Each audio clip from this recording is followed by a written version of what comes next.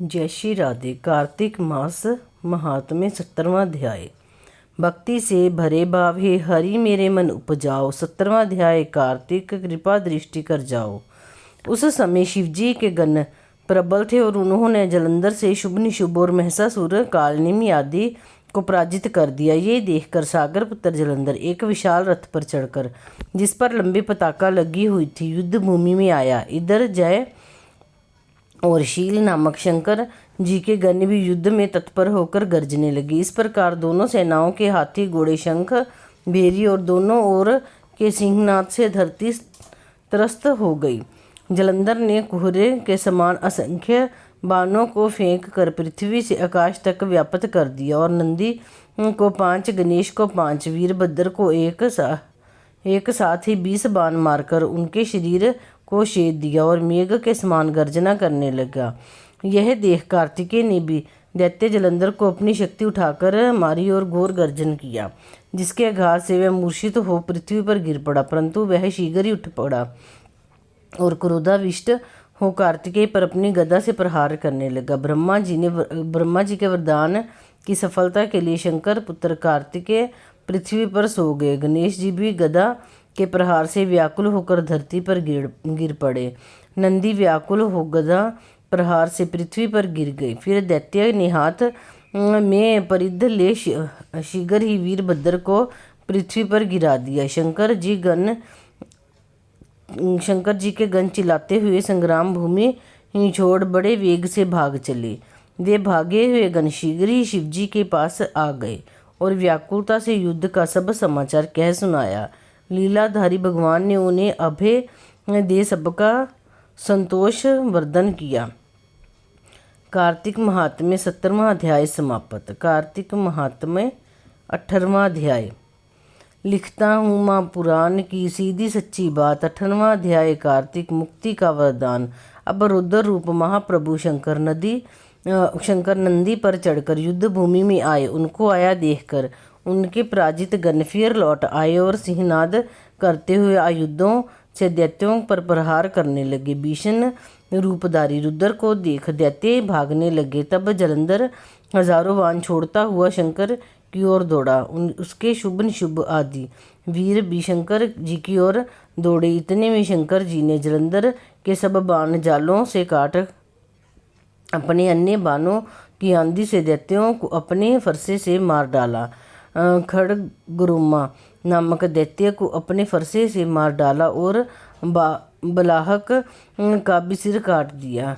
गस्मर भी मारा गया और शिवगन चिशी ने प्रचंड नामक दैत्य का सिर काट डाला। किसी ने को शिवजी के बैल ने मारा और कई अन्य बाणों द्वारा मारे गए। ये देख जलंधर अपनी शुभाधिक दैत्यों को धिक्कारने और भयभीतों को धैर्य देने लगा। फिर किसी प्रकार भी उसके भयग्रस्त दैत्य युद्ध को न आते थे। जब दैत्य सेना पलायन आरंभ कर दिया, तब महारुद्र जलंधर ने शिवजी को ललकारा और 70 बाण मारकर शिवजी को दग्ध कर दिया। शिवजी उसके बाणों को काटते रहे, यहाँ तक कि उन्होंने जलंधर की ध्वजा, छत्र और धनुष को काट दिया। फिर 7 बाण से उसके शरीर में भी तीव्र आघात पहुंचाया। धनुष के कट जाने से जलंधर ने गदा उठाई। शिवजी ने उसकी गदा के टुकड़े टुकड़े कर दिए। तब उसने समझा कि शंकर मुझसे अधिक बलवान है। अतएव उसने गंधर्व माया उत्पन्न कर दी। अनेक गंधर्व अप्सराओं के गण पैदा हो गए। वीणा और मृदंग आदि बाजों के साथ नृत्य व गान होने लगा। इससे अपने गणों सहित रुद्र भी मोहित हो एकाग्र हो गए।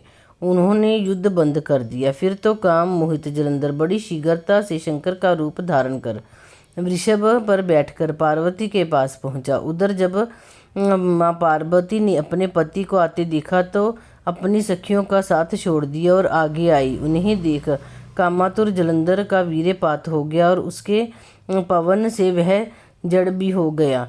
गौरी ने उसे दानव समझा, वह अंतर्ध्यान हो उत्तर की मानस पर चली गई। तब पार्वती ने विष्णु जी को बुलाकर दैत्य धन का वह कृत्य कहा और यह प्रश्न किया कि क्या आप इससे अवगत हैं। भगवान विष्णु ने उत्तर दिया, आपकी कृपा से मुझे सब ज्ञात है। हे माता, आप जो भी आज्ञा करेंगी मैं उसका पालन करूँगा। जगत माता ने विष्णु जी से कहा, उस दैत्य ने जो मार्ग खोला है उसका अनुसरण उचित है। मैं तुम्हें आज्ञा देती हूँ कि उसकी पत्नी की पतिव्रत भ्रष्ट करो, वह दैत्य तभी मरेगा। पार्वती जी की आज्ञा पाते ही विष्णु जी उसको शिरोधार्य कर छल करने के लिए जलंधर के नगर आ गए।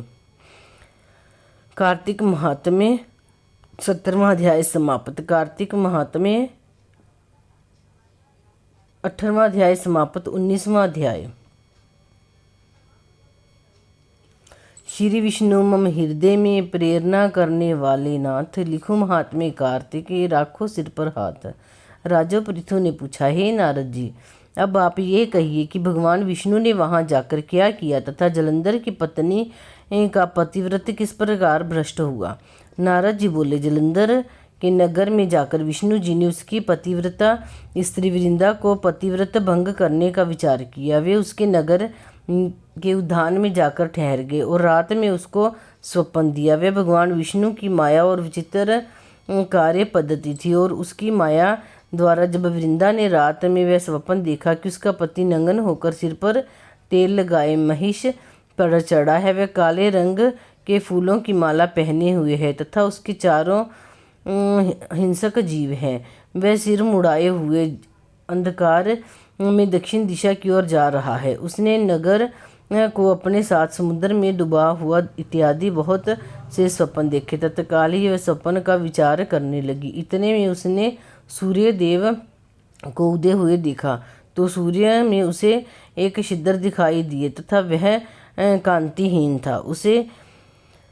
उसने अनिष्ट जाना और वह भयभीत हो रोती हुई सज्जे अटारी तथा भूमि कहीं भी शांति को प्राप्त न हुई। फिर अपनी 2 सखियों के साथ उपवन में गई, वहाँ भी उसे शांति नहीं मिली। फिर वह जंगल में निकली। वहाँ उसने सिंह के समान 2 भयंकर राक्षसों को देखा जिससे वह भयभीत होने लगी। उसी क्षण उसके समक्ष अपने शिष्यों सहित शांत मुनि तपस्या वहाँ आ गए।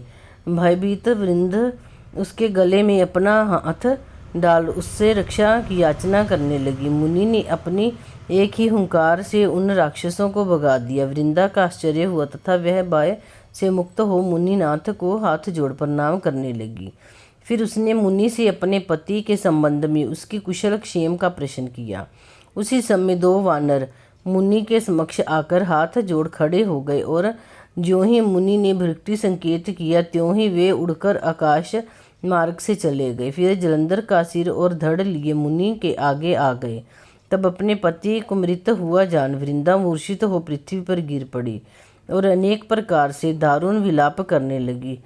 पश्चात उस मुनि ने कहा, हे कृपानिधे, आप मेरे इस पति को जीवित कर दीजिए। पतिव्रत दैत्य पत्नी ऐसा कहकर दुखी श्वासों को छोड़कर मुनीश्वर के चरणों पर गिर पड़ी। तब मुनीश्वर ने कहा, यह शिवजी द्वारा युद्ध में मारा गया है, जीवित नहीं हो सकता, क्योंकि जिसे भगवान शिव मार देते हैं यह कभी जीवित नहीं हो सकता। परंतु शरणागत की रक्षा करना संतन धर्म है, इसी कारण कृपा कर मैं इसे जिलाए देता हूँ। नारद जी ने आगे कहा, वह मुनि साक्षात विष्णु ही थे जिन्होंने यह सब माया फैलाई थी। वह वृंदा के पति को जीवित कर के अंतर ध्यान हो गए। जलंधर ने उठकर वृंदा को आलिंगन किया और मुख चूमा। वृंदा भी पति को जीवित हुआ देख अत्यंत हर्षित हुई और अब तक हुई बातों को स्वप्न समझा। तत्पश्चात वृंदा सकाम हो बहुत दिनों तक अपने पति के साथ विहार करती रही। एक बार सुरत एवं संभोग काल के अंत में उन्हीं विष्णु को देखकर उन्हें ताड़ित करती हुई बोली, हे पराई स्त्री से गमन करने वाले विष्णु, तुम्हारे शील को धिक्कार है। मैंने जान लिया कि मायावी तपस्वी तुम ही हो। इस प्रकार कहकर कुपित पतिव्रता वृंदा ने अपने तेज को प्रकट करते हुए भगवान विष्णु को शाप दिया। तुमने माया से 2 राक्षस मुझे दिखाए थे, वहीं दोनों राक्षस किसी समय तुम्हारी स्त्री लाहरण करेंगे। सर्पेश्वर जो तुम्हारा शिष्य बना है यह भी तुम्हारा साथी रहेगा। जब तुम अपनी स्त्री के विरह में दुखी होकर विचरोगे उस समय वानर ही तुम्हारी सहायता करेंगे। ऐसा कहती हुई पतिव्रता वृंदा अग्नि में प्रवेश कर गई। ब्रह्मा आदि देवता आकाश से उसका प्रवेश देखते रहे। वृंदा के शरीर का तेज पार्वती जी के शरीर में चला गया। पतिव्रत के प्रभाव से वृंदा ने मुक्ति प्राप्त की। कार्तिक मास महात्म्य 18वां अध्याय 19वां अध्याय समाप्त।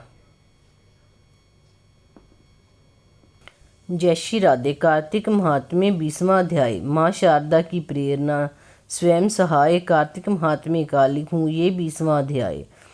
अब राजा पृथु ने पूछा, हे देवऋषि नारद, इसके बाद युद्ध में क्या हुआ तथा वह दैत्य जलंधर किस प्रकार मारा गया? कृपा मुझे वह कथा सुनाइए। नारद जी बोले, जब गिरजा वहाँ से अदृश्य हो गई और गंधर्वी माया विलीन हो गई, तब भगवान वृषभध्वज चैतन्य हो गए। उन्होंने लौकिकता व्यक्त करते हुए बड़ा क्रोध किया और विस्मिता मना जलंधर से युद्ध करने लगे। जलंधर शंकर के बाणों से काटने लगे, परंतु जब काट ना सका तब उसने उन्हें मोहित करने के लिए माया की पार्वती का निर्माण कर अपने रथ पर बांध लिया। तब अपनी प्रिया पार्वती को इस प्रकार कष्ट में पड़ा देख लौकिक लीला दिखाते हुए शंकर जी व्याकुल हो गए। शंकर जी ने भयंकर रुद्र रूप धारण कर लिया। अब उनके रुद्र रूप को देख कोई भी दैत्य उनके सामने खड़ा होने में समर्थ न हो सका और सब भागने छिपने लगे, यहाँ तक कि शुभ निशुभ भी समर्थ न हो सके। शिवजी ने उन शुभ निशुभ को शाप देकर बड़ा धिक्कार और कहा, तुम दोनों ने मेरा बड़ा अपराध किया है। तुम युद्ध से भागते हो, भागते को मारना पाप है। इससे मैं तुम्हें अब नहीं मारूंगा, परंतु गौरी तुमको अवश्य मारेगी। शिवजी के ऐसा कहने पर सागर पुत्र जलंधर क्रोध से अग्नि के समान प्रज्वलित हो उठा। उसने शिवजी पर घोर बाण बरसाकर धरती पर अंधकार कर दिया। तब उस दैत्य की ऐसी चेष्टा देखकर शंकर जी बड़े क्रोधित हुए तथा उन्होंने अपने चरणागुष्ठ से बनाए हुए सुदर्शन चक्र को चलाकर उसका सिर काट लिया। एक प्रचंड शब्द के साथ उसका सिर पृथ्वी पर गिर पड़ा और अंजन पर्वत के समान उसके शरीर के 2 खंड हो गए। उसके रुधिर से संग्राम भूमि व्याप्त हो गई। शिवाज्ञा से उसका रक्त और मांस महारौरव में जाकर रक्त का कुंड हो गया तथा उसके शरीर का तेज निकलकर शंकर जी में वैसे ही प्रवेश हो गया जैसे वृंदा का तेज गौरी के शरीर में प्रविष्ट हुआ था। जलंधर को मरा देखकर देवता और सब गंधर्व प्रसन्न हो गए। कार्तिक मास महात्म्य 20वां अध्याय समाप्त। कार्तिक मास महात्म्य 21वां अध्याय। लिखने लगा हूँ, श्री हरि के चरण में शीश निवाए। कार्तिक महात्म्य का बने ये 21वां अध्याय। अब ब्रह्मा आदि देवता नतमस्तक होकर भगवान शिवजी की स्तुति करने लगे। वे बोले, हे देवादिदेव, आप प्रकृति से परे पर ब्रह्मा हैं और परमेश्वर हैं। आप निर्गुण निर्विकार हैं। वह सबके ईश्वर होकर भी नित्य अनेक प्रकार के कर्मों को करते हैं। हे प्रभु, हम ब्रह्मा आदि समस्त देवता आपके दास हैं। हे शंकर जी, हे देवेश, आप प्रसन्न होकर हमारी रक्षा कीजिए। हे शिव जी, हम आपकी प्रजा हैं तथा हम सदैव आपकी शरण में रहते हैं। नारद जी राजा पृथु से बोले, अब इस प्रकार ब्रह्मा आदि समस्त देवताओं एवं मुनियों ने भगवान शंकर जी की अनेक प्रकार से स्तुति करके उनके चरण कमलों का ध्यान किया। तब भगवान शिव देवताओं को वरदान देकर वहीं अंतर्ध्यान हो गए। उसके बाद शिवजी का यशोगान करते हुए सभी देवता प्रसन्न होकर अपने अपने लोक को चले गए। भगवान शंकर के साथ सागर पुत्र जलंधर का युद्ध चिरतर पुण्य प्रदान करने वाला तथा समस्त पापों को नष्ट करने वाला है। ये सभी सुखदायक और शिवजी को भी आनंददायक है।